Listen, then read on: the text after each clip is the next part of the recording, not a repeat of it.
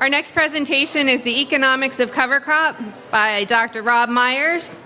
He's the Regional Director of Extension Programs for the USDA North Central Sustainable Agriculture Research and Education Program and serves as the SARE National Liaison for Cover Crops and Soil Health. He also holds an appointment as an adjunct faculty member in plant sciences at the University of Missouri. He has grown cover crops in over 20 field seasons and is a frequently invited speaker on topics related to cover crops and soil health. He served as co-chair of the National Working Group on Cover Crops and Soil Health and is currently leading a national cover crop training project. His PhD in agronomy is from University of Minnesota, and he grew up on a family farm in central Illinois. So with that, will you all join me in welcoming Dr. Rob Myers? Thank you, Jen. It's great to be with you all this morning. Can you hear me okay in the back there? Okay, great. Well, so this topic of economics, is an interesting one, right? It's, you've all had a conversation probably with a farmer or somebody else about cover crops, and they were probably saying, well, yeah, that sounds great, they'll help with soil erosion or whatever, help with water quality, but either I'm not going to adopt it or the farmers I'm working with aren't going to adopt it unless it's going to pay for itself. I bet you've had that conversation, right? And I know I've had it many times as an agronomist working with farmers in many different areas of the country. And so we really wanted to dive into this in a deep way to try to make some sense of it because it is a complex topic. And I know going back to my own roots on our family farm in Illinois, we had cover crops when I was young, and my dad would talk about the benefits of them. But then when wheat left our system, that was where cover crops came in after wheat. Then he stopped using cover crops. And it took a little bit later in his life to get excited about cover crops again, in part because of that economic question. So we put together, as we were working on this through the USDA Sustainable Ag Research and Education Program, this publication that's on your table. I'm going to go through this step by step with you, but definitely feel free to grab one of these. There's several on each table. If you wanted more of these, they're available for free. I know there's some extra ones out on the SARE table as well, but you can order as many as you want for free, including free shipping from the SARE website. Just go to the SARE Learning Center, do a Google search for SARE Learning Center, look for the bulletins, and then you'll see this publication. You can click on it, put in your address, and right away they'll be sent off to you within a week. So you can order 10 of them or 100, whatever you need. So the bulletin is based a lot on our national survey of farmers that we've done within SARE. Some of you probably have seen that, where we've surveyed typically about 2,000 farmers a year. We did that for 5 years through the 2017 cropping system year. Then we took a little break from it. Now we're going to be sending out that survey again here in a few weeks to farmers to get some updated information. But in that survey, we had a variety of economic information we gathered, including some just on general practices, and about 500 farmers were providing yield data each year, which is really helpful to this analysis that I'm going to talk with you about. So anyway, that's the basis of this that we'll get into. Now I'm going to give you two examples of farmers to start with, and I apologize, neither of them from this area, but I did live myself for 5 years in Maryland and have been out on a lot of the farms in the Delmarva Peninsula, and I'll tell you these two farms, which I've been on both of them, there's a lot of commonality, even though, yes, they're further west. It's somewhat similar rainfall, a little different soils, obviously, but pretty similar cropping systems. So I wanted to start with the Rulon farm. Some of you have probably heard about the Rulons. It's three different, not brothers, but a brother and two cousins that farm together, and then their sons, so there's 6 of them all together. And they farm several thousand acres in west central Indiana, not too far from Indianapolis. And Ken Rulon in particular, he's in the green shirt in the right part of the picture, is a numbers guy. And he, for many years, has kept very detailed records on all their economic costs and returns from their system. And what he has documented over time has been really quite interesting, and you'll see reflected as we go through some of these economics. So first of all, he's found that the cover crops have indeed increased organic matter over time. So on average, about a 1% increase on their soils per decade as they've implemented both cover crops and no-till. And then working with Purdue, they found that they were reducing their nitrogen loss by about 50%. For corn, they found that they were able to cut nitrogen by about 35 pounds of nitrogen per acre, phosphorus by about 20 pounds an acre, and potassium by about 30 pounds per acre. So obviously some economic savings there. And that they consistently get higher yields than their county average. Not dramatically different, about 7 bushels an acre on corn and about 2 bushels an acre on soybeans. So I'm going to show you in a minute some numbers from 500 farmers' yield data, but I think you'll see it's pretty comparable to what they were finding. Okay, let's go to a different farm. So the Rulons are on what we'd call mollisols, kind of prairie soils. Not real far away, a little farther south, just south of the glaciated plains is Junior Upton, and I, again, been on Junior's farm, and he does not have those deep black mollisols. He has soils that would be a little more equivalent to this area, shallower topsoils, not as much organic matter. These were forested soils, again, south of the glaciers. So in his case, he has some restricted root zones in his soil, what are called fragipans in that area. And it's really reduced his corn yields of what he can produce and his neighbors. Often they might only get 130, 140 bushels in the past. But what he's been able to do over many years of no-till and cover cropping is get roots down through that fragipan. And he had a soil survey expert come to his farm recently and found that his soils are almost really ready to be reclassified because those fragipans had been broken down by the many years of deep cover crop roots. So for himself, over time, he's evolved to using a system of cereal rye, annual ryegrass, and hairy vetch on a lot of his fields. He'll drill that after both corn and soybeans. And he likes the deep rooting ability, in particular the annual rye. And he's been impressed that even if you only have like 5 inches of annual rye growth, he has the deep rooting that could be up to 4 feet deep from the annual ryegrass. I'm sure many of you have experienced that in this region. And it is a good reminder, though, to us that we can't just go by what we see above ground, right? It's what's happening below ground that can have that economic impact. And so he's found in these soils that would otherwise be pretty drought prone because the roots couldn't go very deep with the corn and soybeans, that now he's getting his corn and soybean roots down much deeper, and that's having a big economic impact on his yields. And he's also finding that he's able to use less fertilizer because, again, the roots are exploring more of the soil volume and getting more access to nutrients in addition to the mycorrhizal fungi and other benefits we've been hearing about. And in his case, he's able to save a little bit of money on his weed control, which is something we're going to look at more specifically here in a moment. So those are just 2 farmer examples. When you look at this publication, there's several farmers profiled in here from different parts of the country, but again, a lot of it's based on the larger numbers of data from the survey. So one of the first things we asked about in the survey, going back to the beginning in 2012, was how much are you spending on cover crop seed? And of course, you can get widely varying answers on this depending on what people are doing, what sort of seeding rate they're using, what particular species they're using. But the national average was, on a median basis, $25 an acre in that year.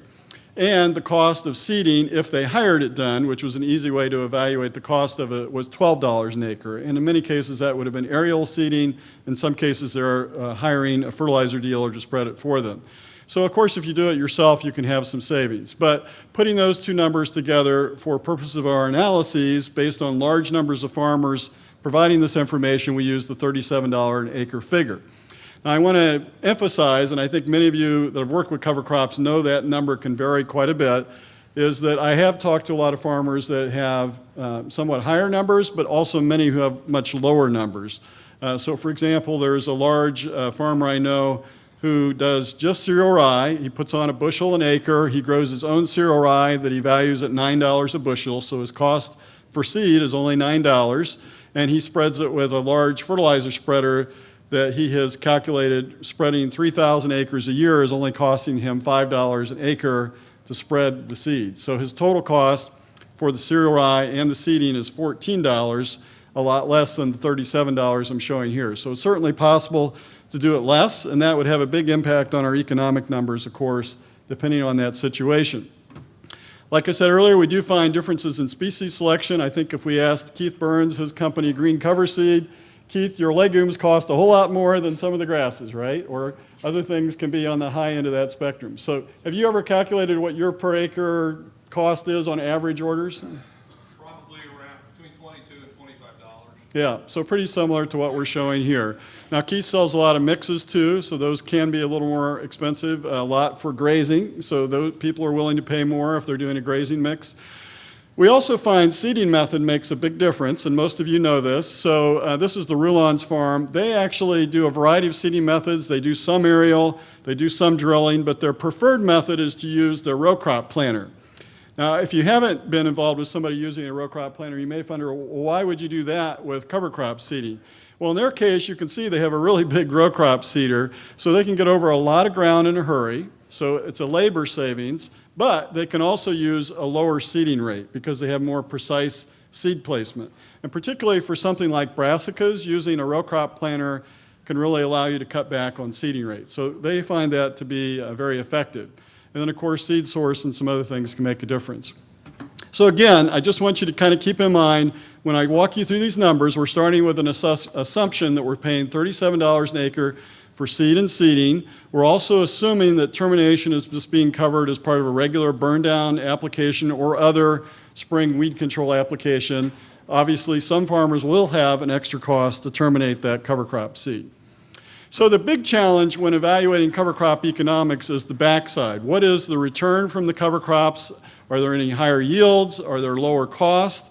And what happens with resiliency? And I'm going to end later this morning with resiliency, which to me is really, I think, the most challenging part to evaluate, but perhaps also the most important part of economics with cover crops.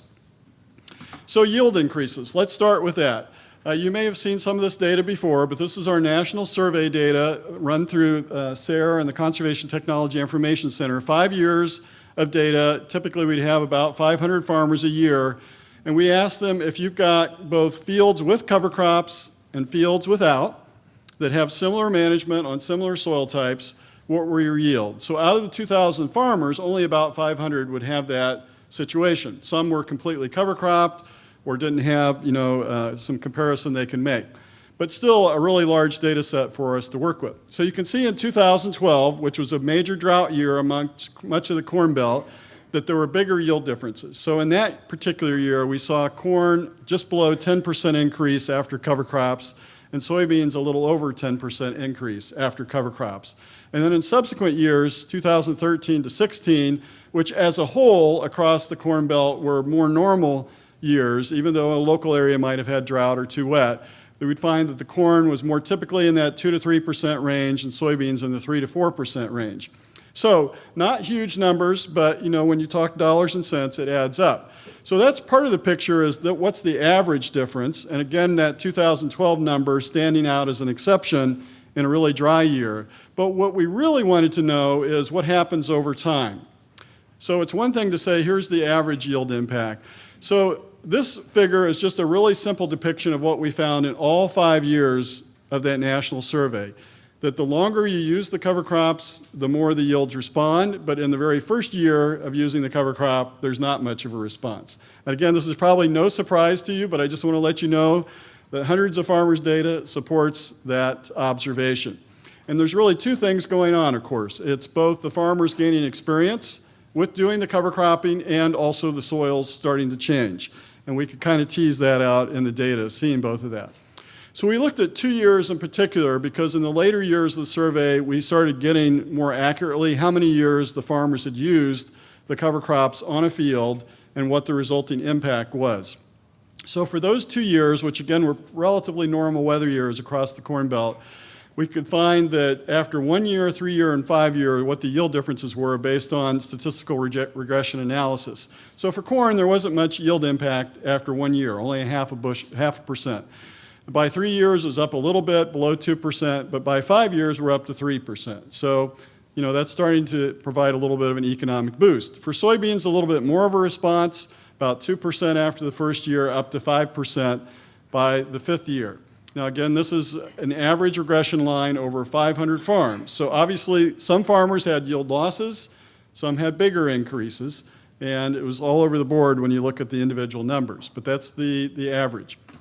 So using those baseline regression numbers over 1, 3, and 5 years, we then looked at what are some baseline returns for cover crop economics. And we're going to start with this, and then I'm going to break it down into some more specific scenarios. So I'm going to explain these numbers, but just quickly, after 1 year, we still find that it's costing us to use the cover crop, that it's costing us about $30 for corn, a little over $20 for soybeans. However, by 3 years, the cover crops typically are starting to break even based on looking at these farmer numbers. And by 5 years, we're getting a modest net profit. So what's behind these numbers? Let's dive into this a little bit further. So year 1, it's costing us. Year 3, it's breaking even. Year 5, we're getting a profit back. And again, I'm going to show you other scenarios. This is just kind of more of a generalized scenario. So for these baseline numbers, we're looking at those yield values I showed you, but we're also for soybeans assuming certain prices, so $9 a bushel, assuming 60 bushels an acre. The prices are a little bit higher than that right now, but that's what they were when we did the analysis. Corn, we were assuming $3.50 a bushel, again, come up a little bit, 200 bushel average.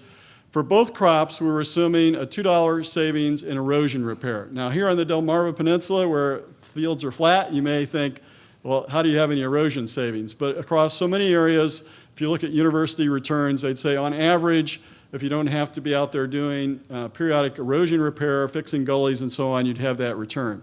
So obviously some farmers will not have an erosion savings, others will have a bigger savings.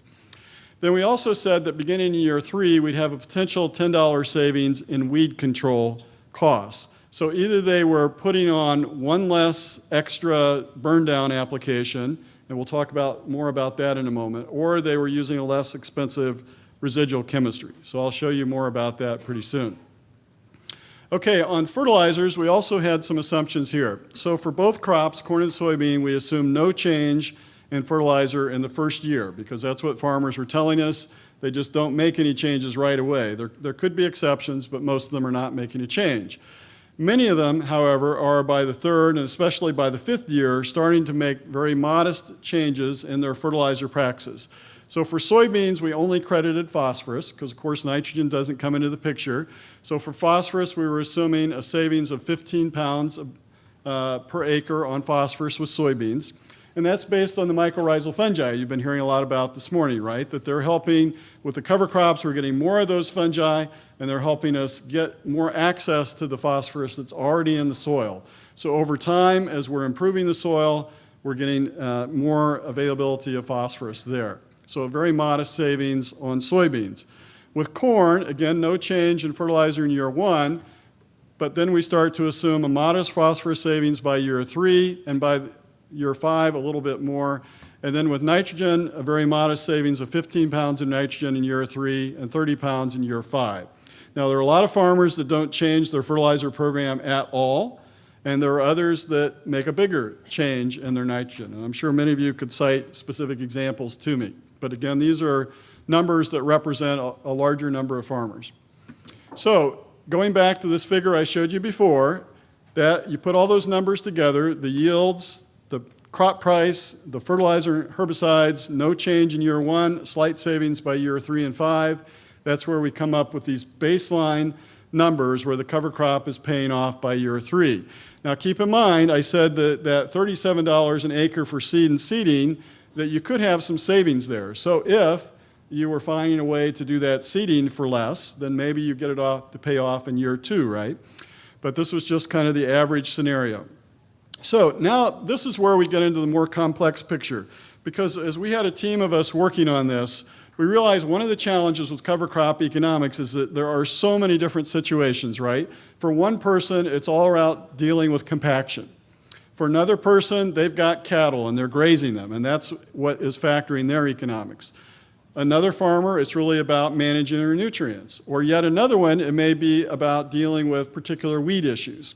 So we wanted to break it down into some of those common challenges that the farmers are facing and say, well, if this is your challenge, you know, you've got a real weed problem with herbicide-resistant weeds, or you're trying to graze, or you're trying to deal with compaction, then what do these economic numbers look like for you? So that's the rest of what I want to talk to you about today, is to go through those scenarios. And I also wanted to provide some context and, you know, how do we communicate about the economics of cover crops? Because we've all heard that, well, they don't seem to pay off in year 1, like I've showed you. So why should a farmer do it? You know, if they're making a fertilizer or a fungicide decision, they're going to do that if it pays off that year, right? So I think we need to be able to talk to them about what other things they're doing that do take longer to pay off. So we have many farmers in much of the Corn Belt that are putting on lime, right, to deal with acidity in their soils. And we know that in most cases, that liming is going to take 2 or sometimes 3 years to pay off. But we don't really think about it. It's been such a common practice for so long, we don't worry about the fact that it takes more than a year to pay off. We just do it because it's a standard agronomic practice. So I think we need to be helping people think about cover crops that way. Likewise, if we think about equipment purchases, obviously they almost never pay off in a year, right? They're going to take 5, 7 years, maybe even longer to pay off. So it's helping people think through what other management choices are you making and how do you evaluate those? You need to look at cover crops in that context. So coming back to these particular management challenges, I think one that is going to drive more and more acres of cover crop adoption is herbicide-resistant weeds.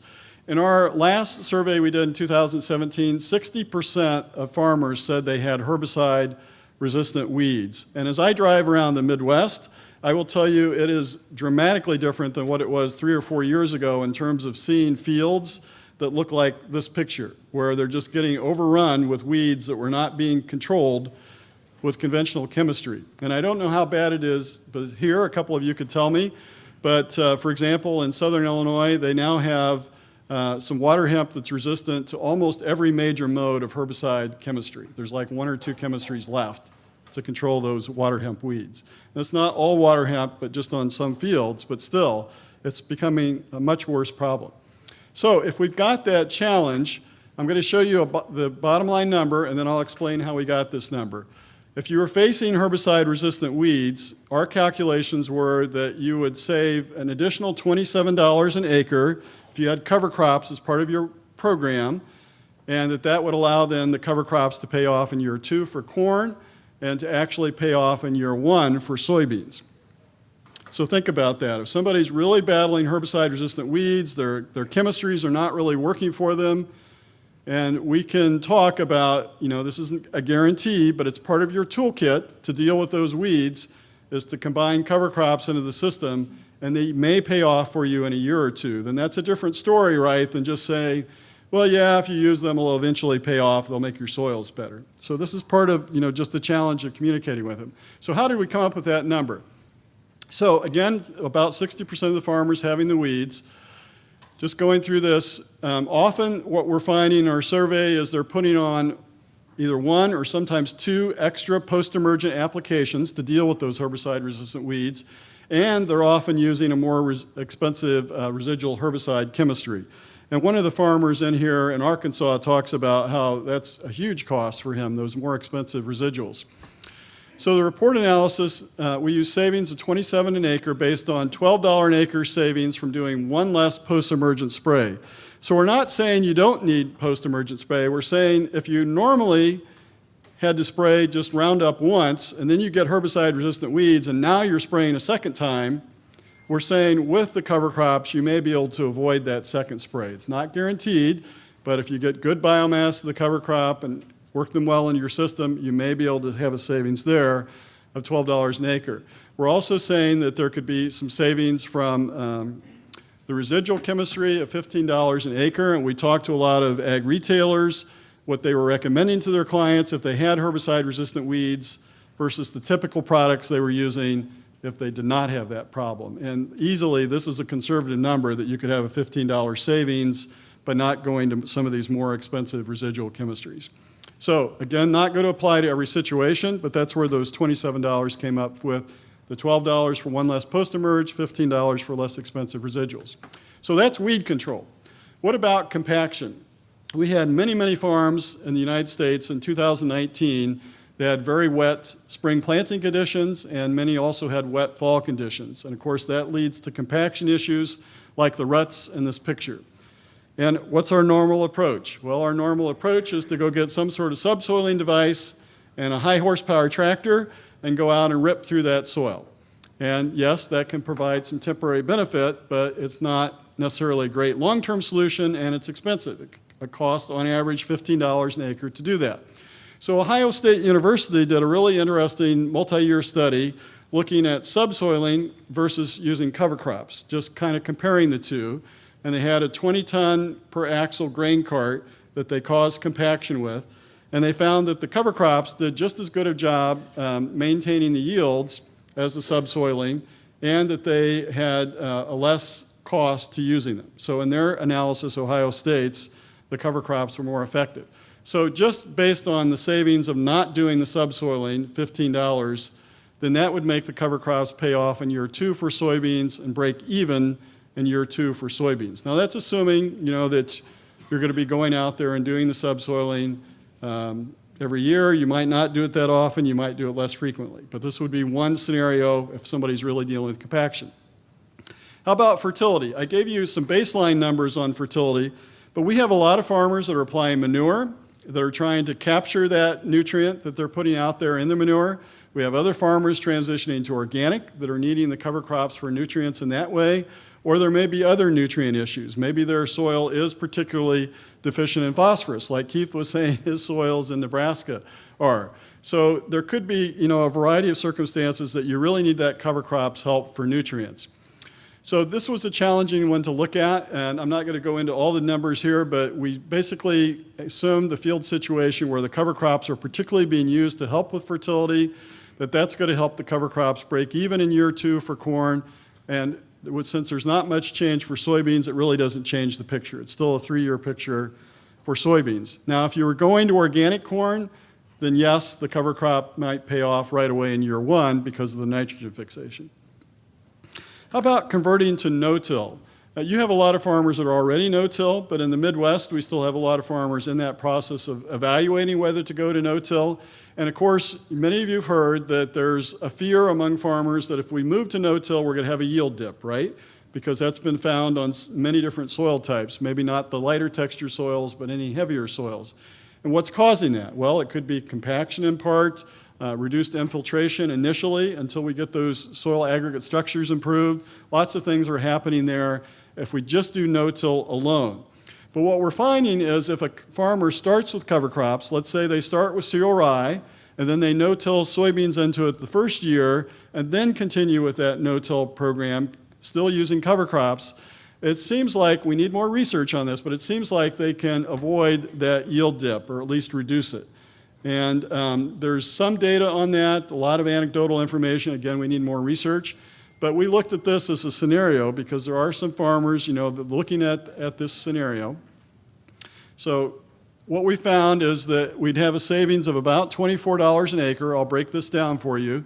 And that would allow the cover crops to pay off in year 2 for corn and actually break even in 1 year for soybeans. So think about that. If somebody's pondering, maybe I should go to no-till, and then you can talk to them about if you can do that with a cover crop, maybe that will pay for itself, particularly going into soybeans in 1 year. So let's look at why that is. So first of all, we're assuming that we're not getting that yield dip that we might have otherwise gotten with no-till, and that the cover crops are helping deal with that compaction, a little better nutrient availability, a little better rainfall infiltration, and so on. We're eliminating a fall tillage operation. In our case, we just used chiseling since that's pretty common in the Midwest. But we also looked at reducing those 2 spring seedbed preparations, such as a field cultivator. So between the $11 on the field cultivator and 2 passes of a field cultivator, that's about $24 an acre was the savings there. Okay, how about grazing cover crops? This is probably the most cited thing for making cover crops pay, right, if you can graze them. And it varies from state to state how common this is. We have some states where it's getting really popular. Less in other areas where we have a little less access to cattle. This is a challenging one to evaluate because there are so many different species we can use. Different areas have different grazing windows of time available, and even how they're grazed makes a difference. And then there's also the way, how do you calculate the economics? You can look at the rate of gain on the cow. What we find by the people who have done this research is that cattle gain weight faster in late fall cover crops or early spring cover crops than they will on a typical cool season pasture at that time of year. So it's a higher quality forage, so the cattle are gaining weight faster. So you could look at the rate of gain calculation, but then you've got to know your stocking rate and lots of other things. So the economist who I had help with this part of it, Alan Weber, he actually grazes cover crops on his own farm, and what he did was a hay replacement model, which I'll break down for you.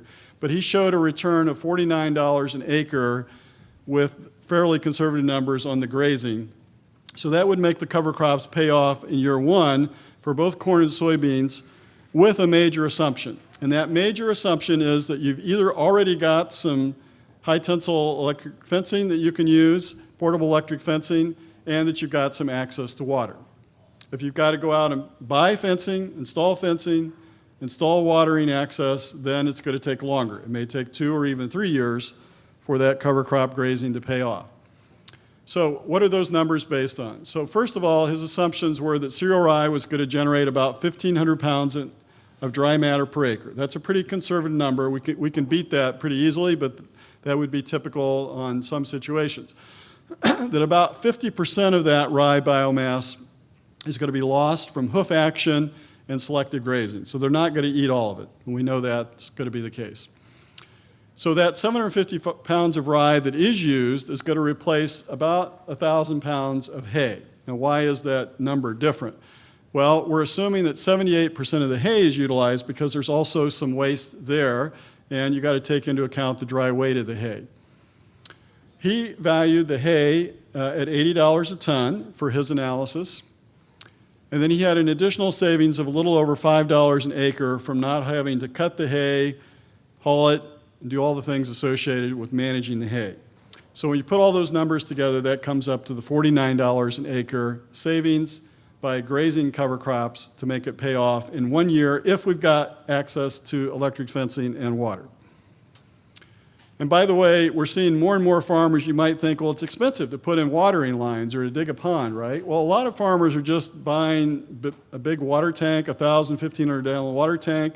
They haul it to the field. They have it set up so it'll automatically water the watering system. That'll work depending on the number of cattle for a couple days. They go refill it, and they just keep moving it as they're moving the fencing. So you don't necessarily need to put in a bunch of buried lines and so on. Okay. Cover crop incentive payments. I don't need to talk to you folks about this because you have a lot of farmers being helped with incentive payments, especially in Maryland, but also Delaware, I know. Where I'm at in Missouri, we have a pretty strong state program as well. What I find interesting is there are a lot of non-users of cover crops who they kind of seem to put up some resistance to the idea of incentive payments. Maybe they don't want government help, but more often what I hear them say is, I just don't want to go to the NRCS office. It's too much of a hassle. They don't want to spend a few hours there dealing with paperwork and figuring out how to do things. Well, let's look at what NRCS pays. You all are familiar with your state rates, but you may be less familiar with the EQIP rates. So the Environmental Quality Incentives Program, it's up to the state to set the rate for how much a cover crop payment's going to be.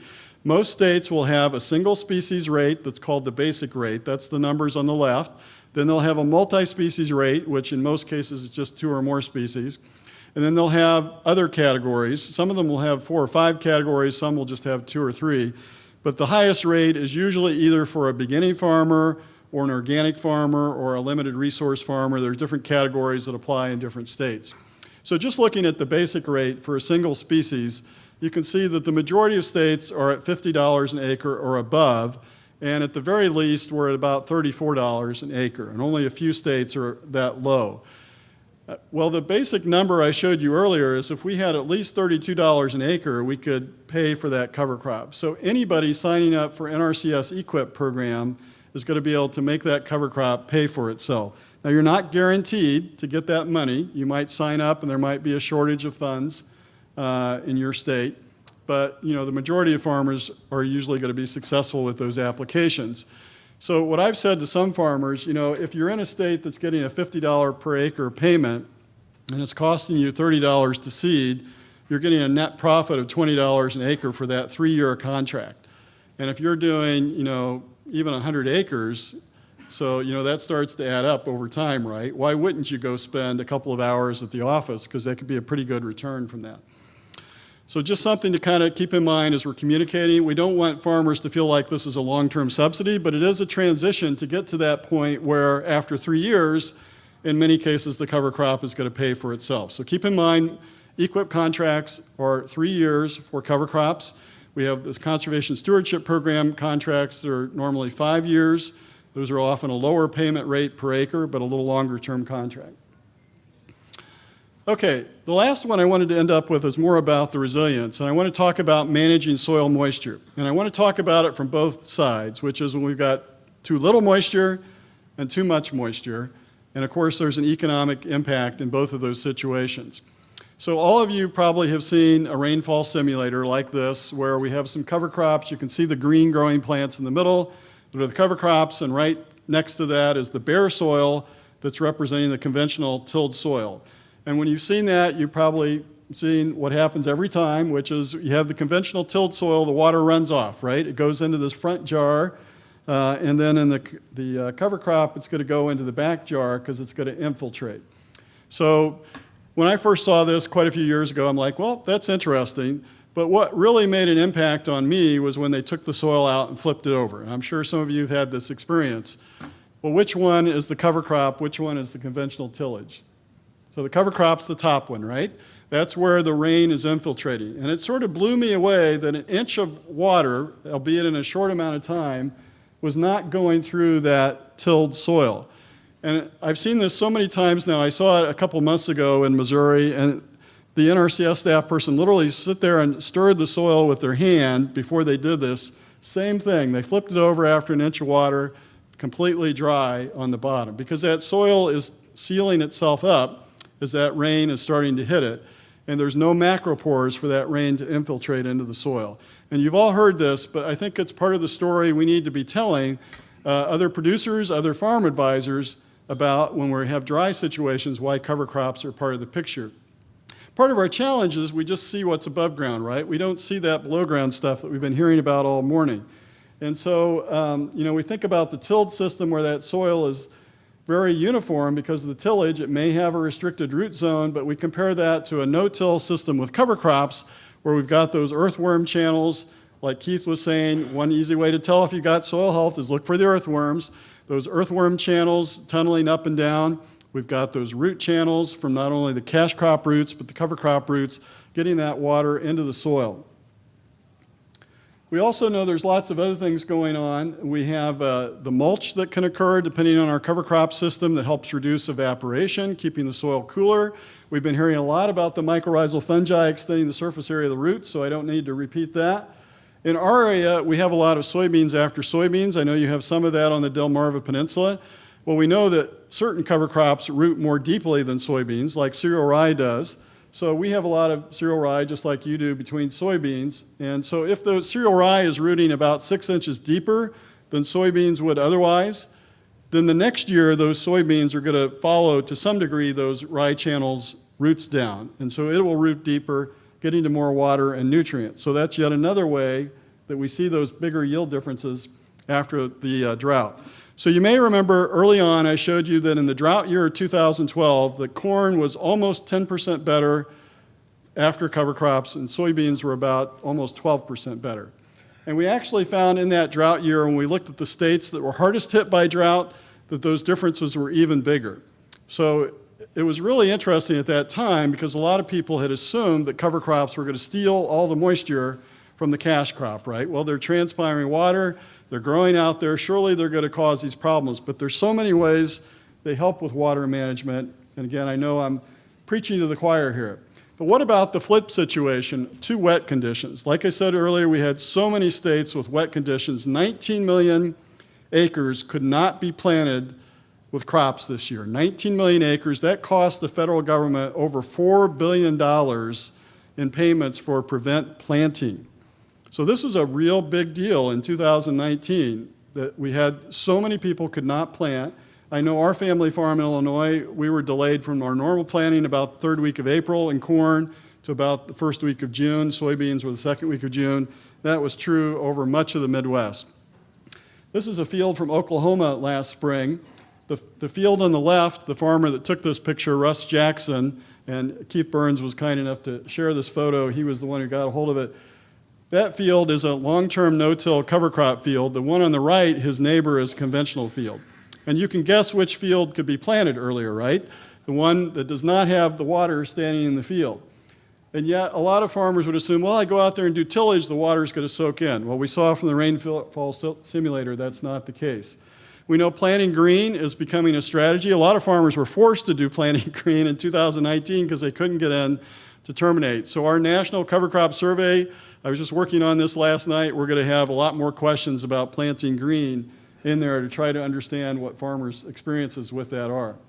I know Trey Hill's here. Trey has talked about how it's helped make it easier for him to manage. So just to summarize, 3 key takeaways with the cover crop economics. So first of all, in evaluating profitability, obviously we have to look at this from a holistic perspective. And to me, it's about gaining efficiency. I think if we can talk to those that are not on board yet with cover crops, this is a way for you to get more efficient with your crop management system. Regardless of the type of crop you're growing, that's a language that we can reach people on. Because let's face it, crop prices are not that high for many of our commodities, and people are trying to find ways to stay in business. And so it's clear that the people that are doing cover crops effectively are getting more efficient. That's got to be part of our story.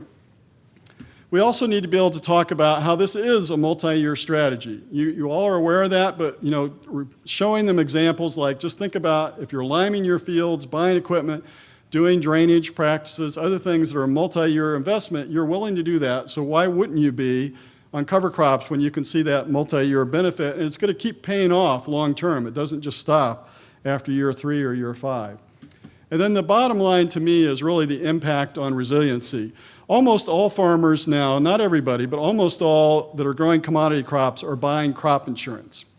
Now they may be forced to do it by their ag lender who wants some protection for their loan that they're giving them for operating loan, but they're buying crop insurance. And yet they know when they buy that crop insurance, it may not pay off for 3 years or 7 years or maybe even longer, right? But they're still doing it. And that's part of what we're doing when we're investing in cover crops, is we're making an investment in the soil, and it can take a while to pay off because we don't know when we're going to get that drought year or that really wet year.